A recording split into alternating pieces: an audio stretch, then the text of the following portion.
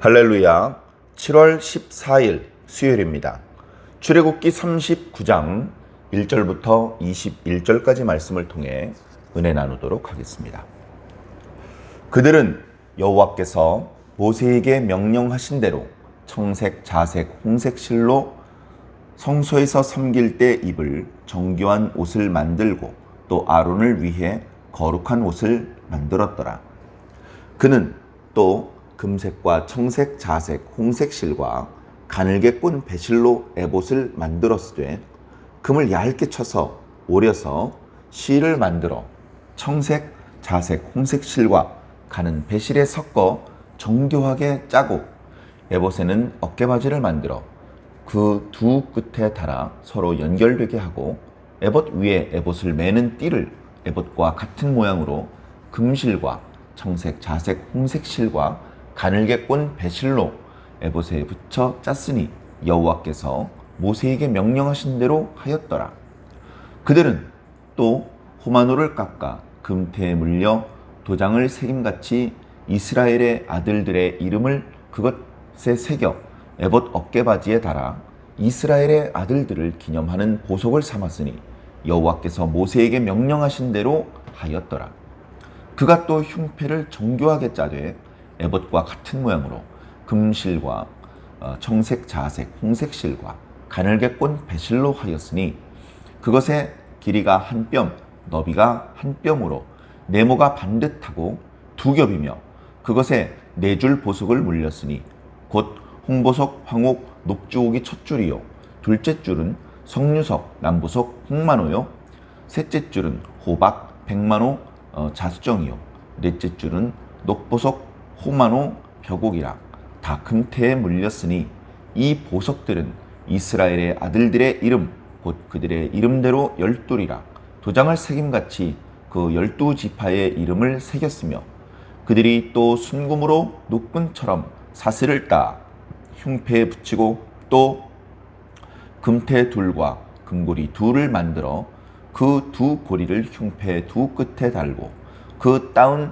두 금사슬을 흉패 끝 두 고리에 꿰매었으며 그 따은 두 사슬의 다른 두 끝을 에봇 앞 두 어깨바지의 금태에 베고 또 금고리 둘을 만들어 흉패 두 끝에 달았으니 곧 그 에봇을 마주한 한쪽 가장자리에 달았으며 또 금고리 둘을 만들어 에봇 앞 두 어깨바지 아래 매는 자리 가까운 쪽 곧 정교하게 짠 에봇띠 위쪽에 달고 청색 끈으로 흉패 고리와 에봇 고리에 꿰어 흉패로 정교하게 짠 에봇띠 위에 붙여서 에봇에서 벗어지지 않게 하였으니 여호와께서 모세에게 명령하신 대로 하였더라.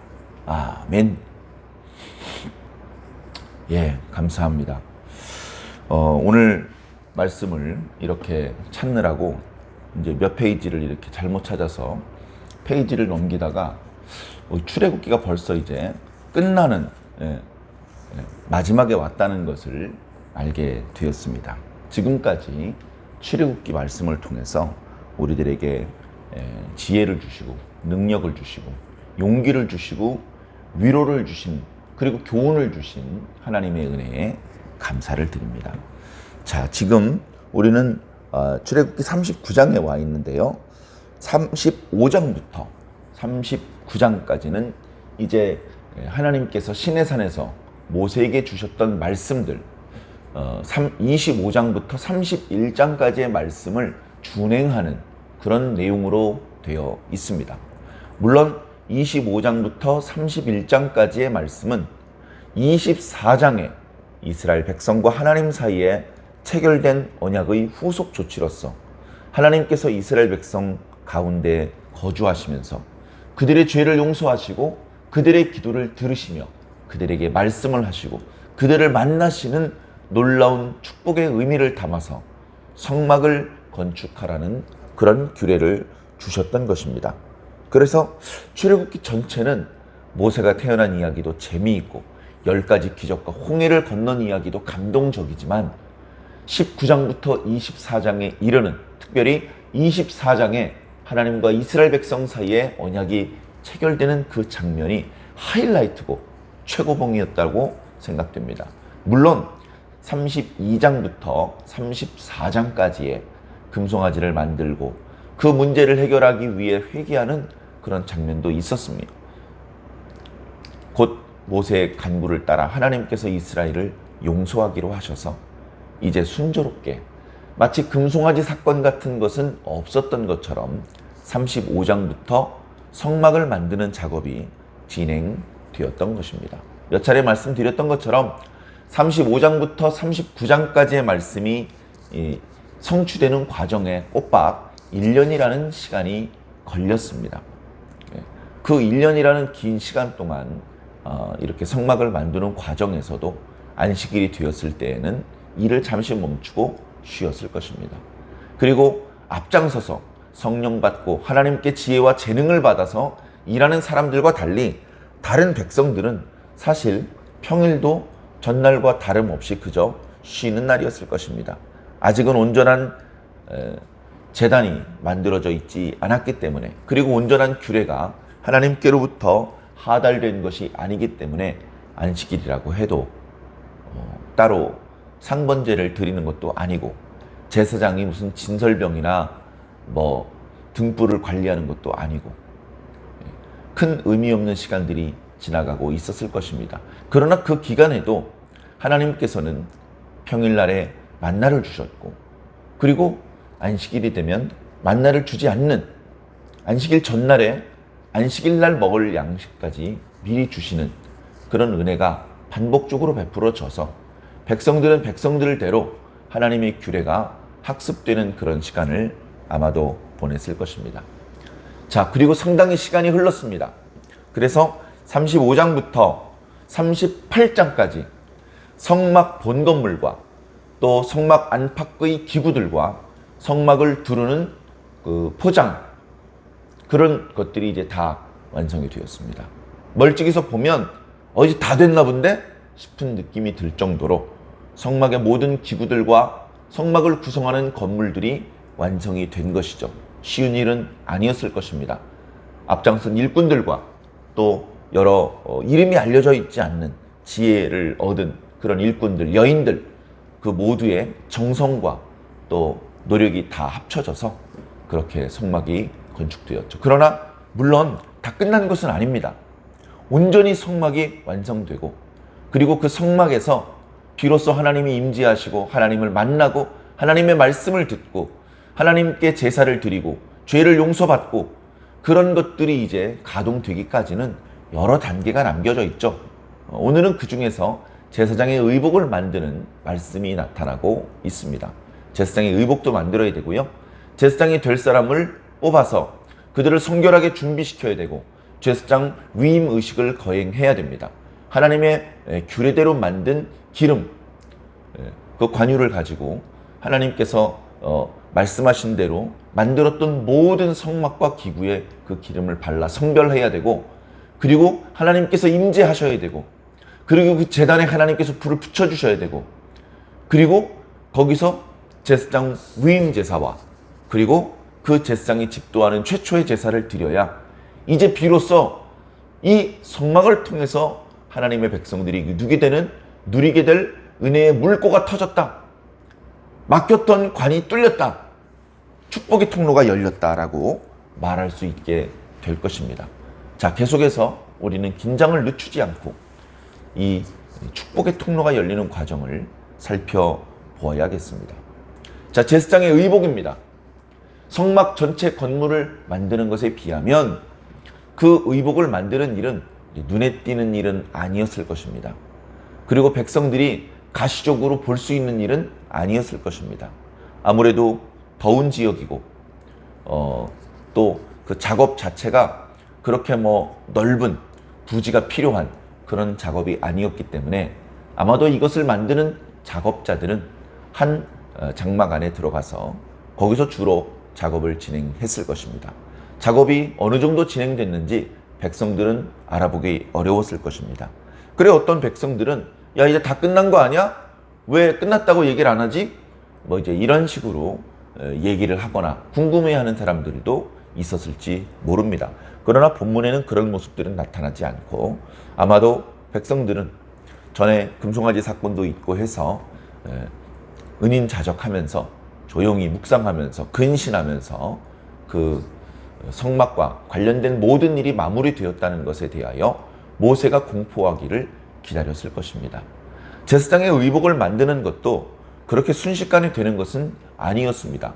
성막을 만드는 것과 거의 유사하게 상당히 정교한 기술이 동원되어야 했고 아론을 비롯해서 아론의 네 아들 그러니까 모두 5명의 의복을 준비해야 됐기 때문에 상당히 심혈을 기울이고 상당히 시간이 드는 그런 작업을 해야 했습니다.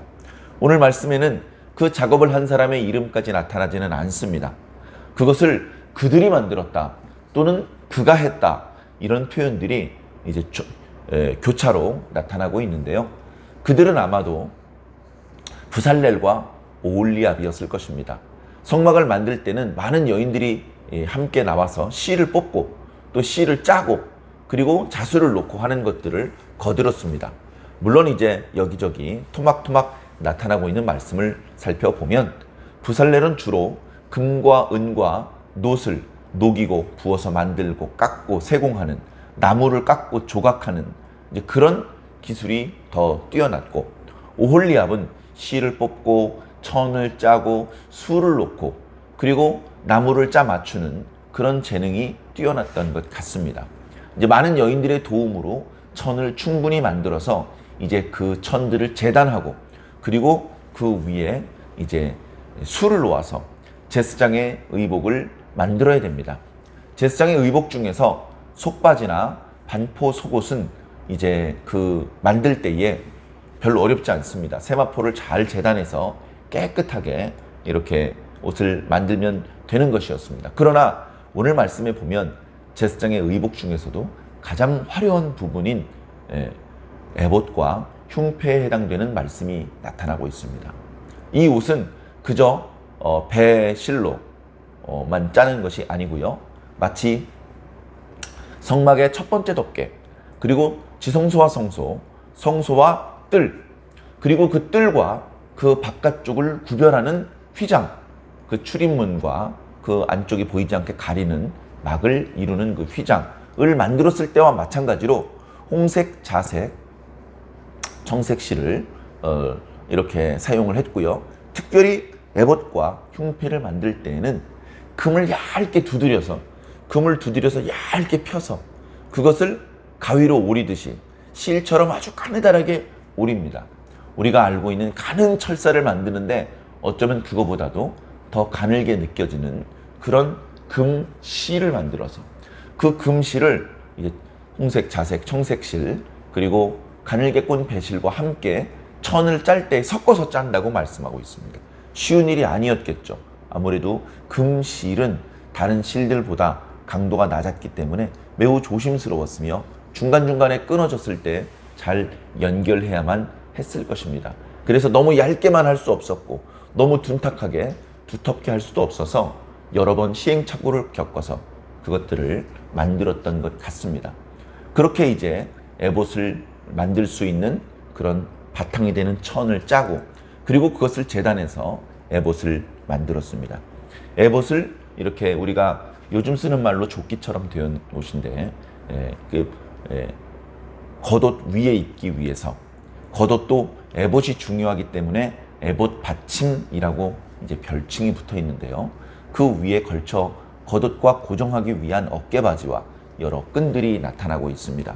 물론 오늘 말씀에 보면 여러 금사슬이니 끈이니 하는 것으로 흉패는 에봇에서 떨어지지 않게 견고히 고정을 시키고 에봇은 이제 그 겉옷 위에 입을 수 있도록 그렇게 여러 가지 장치들이 고안되어 있는데요. 그 모양과 제조하는 방법까지는 우리가 잘 모르겠습니다. 그러나 그 끈에 이르기까지 하나님께서는 그저 단순한 배실이 아니고 청색, 자색, 홍색실과 그리고 금실까지 섞어서 매우 화려하게 가장 화려하다는 것은 자랑하고 뽐내기 위해서가 아니고 하나님의 임재를 상징하고 하나님의 은총을 상징하는 그런 놀라운 의미를 담아야 되기 때문에 인간이 표현할 수 있는 최고의 정성을 다 바쳐야 되기 때문에 그 것을 만드는 데에는 금실을 쓰게 하셨고, 그리고 여러 보석들로 장식하게 하셨습니다. 오늘 말씀에 정상적인 의복과 분리되어서 뚜렷하게 장식의 효과를 나타내는 보석 장식이 두 차례 나옵니다. 하나는 호마노입니다. 넓적한 호마노를 이렇게 깎아서 금태에 물린 다음에 이것을 에봇의 어깨바지에 붙이게 했습니다. 그러니까 마치 요즘 말로 어깨 견장처럼 어깨에 넓적한 호마노가 좌우에 이렇게 장식이 되게 돼 있는 것이죠. 그리고 그 호마노에는 도장을 새기는 방법으로 이스라엘 12아들들의 이름을 순서대로 쓰게 했습니다. 그래서 한 편에 6명, 다른 편에 6명의 이스라엘의 아들들의 이름들을 쓰게 하셨습니다. 그러면서 이스라엘의 아들들의 이름을 기념하는 보석으로 삼았다라고 말씀하고 있습니다. 너무나 감사한 일이죠. 그 에봇의 가슴에 붙이게 되어 있는 흉패도 같은 의미를 담고 있습니다. 흉패에는 이제 보석을 3개씩 4줄, 그러니까 모두 12보석을 하나님께서 이렇게 금태에 물려서 그 흉패에 이렇게 고정을 하도록 그렇게 이제 말씀을 하셨습니다. 그리고 각각의 그 금태 안에 12보석은 이스라엘의 12지파를 상징합니다. 그래서 한 보석에 한 지파의 이름씩을 역시 도장을 새기는 방법으로 새겨 넣도록 그렇게 하고, 그렇게 만들어서 이제 제사장의 의복 에봇 가운데 가슴 쪽에 흉패로 붙여서 에봇과 일체화시켜서 고정되게 했습니다. 그래 제사장의 에봇을 입으면 당연히 어깨바지에는 넓적한 호마노가 있고 거기에는 이스라엘 12아들들의 이름이 있으며, 또 그 에봇에 고정되어 있는 흉패에는 거기에는 이제 이스라엘 12지파의 이름들이 그 12보석에 새겨져 있는 것이죠. 가슴과 그리고 어깨에 그렇게 보석들이 새겨져 있는 것은 숨기는 것이 아니고 잘 보이게 하기 위함입니다. 그 의복을 입고 대제사장이 성막에 들어오고 또 성소에 들어가면 거기에 임재해 계신 하나님께서 제사장을 바라볼 때에 제사장의 의복을 바라보고 제사장의 어깨에 있는 호마노와 거기에 써져 있는 이스라엘 12아들들의 이름, 그리고 제사장의 가슴에 있는 흉패와 거기에 새겨져 있는 이스라엘 12지파들의 이름을 보시겠다는 것입니다. 하나님께서 그들의 이름을 보시겠다는 것이죠. 너무나 감사한 말씀입니다. 그 보석들을 기념하는 보석이다 이렇게 말씀하고 있는데요. 기념은 기억이라는 뜻입니다. 이스라엘 12지파의 이름을 하나님께서 기억하고 싶으시다는 겁니다. 이스라엘 12아들들의 이름을 하나님께서 잊고 싶지 않다는 것입니다. 제사장, 너희들은 성소에서 내가 명령한 규례들을 수행하기 위해서 들어올 때 반드시 이 거룩한 옷을 입어야 한다. 이 옷을 입고 들어와야 한다. 이 옷을 입고 들어와야 내가 이스라엘 12아들의 이름을 기억하지 않겠느냐. 그렇게 하나님의 이스라엘 백성들을 향한 바보 같은 끝이 없는 사랑을 보여주고 계십니다. 이미 이스라엘 백성들은 지금 현재도 모자람이 드러나고 있고 이미 큰 죄를 지었었습니다. 우리가 인간적으로 관계를 하면서 주변에 이런 큰 실수를 반복적으로 저지르는 사람이 있다면 그 사람을 온전히 믿지 않을 것입니다. 그 사람을 온전히 사랑하지 않을 것입니다. 그 사람에게 기회를 주되 계속해서 감시할 것이고 더 큰 실수를 저질러서 나에게 큰 손해가 미치지 않도록 하기 위해서 늘 그 사람을 관찰하고 감시할 것입니다. 그런데 하나님은 그 이스라엘을 향한 당신의 사랑이 우리가 쓰는 표현대로 죄송한 표현이지만 바보 같은 사랑입니다. 끝없는 사랑입니다. 무조건적인 사랑입니다. 한이 없는 사랑입니다. 그런 사랑을 하나님께서 이스라엘에게 베풀어 주고 계십니다. 그리고 오늘 우리들에게 베풀어 주십니다. 우리는 구약의 이스라엘 백성들보다 조금 더 나을 것이 없습니다. 범죄하고 실수하고 하나님께 실망을 끼쳐드리고 하나님의 은혜를 까먹고 그런 일이 얼마나 많았습니까? 그럼에도 불구하고 하나님께서는 우리를 의심의 눈초리로 바라보지 않으시고 우리를 경계하지 않으시고 또다시 우리에게 모든 복을 다 주십니다. 아낌없이 쏟아부어 주십니다. 또 속으시고 또 속상하시는 그런 일이 생길지언정 우리에게 아무것도 아끼지 않으시는 것이죠. 그 놀라우신 하나님의 사랑을 우리는 절대 외면해서는 안 될 줄로 믿습니다. 오늘 말씀을 읽으면서 특별히 눈에 들어오는 그런 표현들이 몇 군데 있는데요. 예를 들면 1절 첫 구절부터 여호와께서 모세에게 명령한 대로 지금 제사장의 의복을 만든다. 그리고 에봇을 만들 때, 그리고 흉패를 만들 때 5절과 7절, 그리고 맨 끝에 21절에 보면 여호와께서 모세에게 명령하신 대로 하였더라 라고 기록하고 있습니다. 그동안의 성막도 마찬가지였습니다마는 하나님께서 허락하신 대로, 명령하신 대로, 모세에게 말씀하신 대로, 모세에게 보여주신 대로 그렇게 만들었습니다. 모세가 아무리 자세히 설명을 한들 하나님께서 성령을 부어주셔서 모세의 설명을 알아듣게 하시고 모세처럼 똑같은 환상을 본 것은 아니지만 모세가 미처 다 설명하지 못한 부분까지 완벽하게 하나님의 명령대로 성막을 만들고 또 제사장의 의복을 만들게 하시는 것입니다. 하나님께서 하시는 일은 인간이 다 할 수 없습니다. 아니, 인간이 하는 것이 아닙니다. 하나님께서 하셨습니다. 하나님께서 하신 것입니다. 라고 기도하고 또 그렇게 고백할 수밖에 없도록 하나님께서 철저히 주관하시고 앞장서시고 강력하게 개입하셔서 야, 우리는 그냥 하나님을 거들었을 뿐이야 라고 밖에는 말할 것이 없도록 하나님께서 일하시는 것입니다. 어쩌면 성막과 제사장의 의복을 만드는 것뿐 아니고 오늘 우리들이 하는 일들도 마찬가지입니다. 허드렛 일, 주방에서 설거지를 하고 마당에서 주차 도우미를 하는 조금 허드렛 일 같아 보이는 일조차도 성령께서 도와주셨고 주님께서 하신 일입니다. 우리는 그것을 진심으로 깨닫고 그 모든 상황 속에 입 다물고 넘어가지 말고 하나님 덕분이었음을 고백하며 하나님께 감사와 영광을 돌려야겠습니다. 이어지는 말씀들을 통해서 우리는 제사장의 의복들이 완성되고 그리고 성막이 하나님께 봉헌되는 것을 읽고 묵상하게 될 것입니다. 간절한 마음으로 그것들을 사모하는 마음으로 말씀을 함께 읽고 묵상해 주시기를 부탁을 드립니다. 오늘도 주님과 동행하는 힘찬 하루가 되기를 예수님 이름으로 간절히 축원합니다.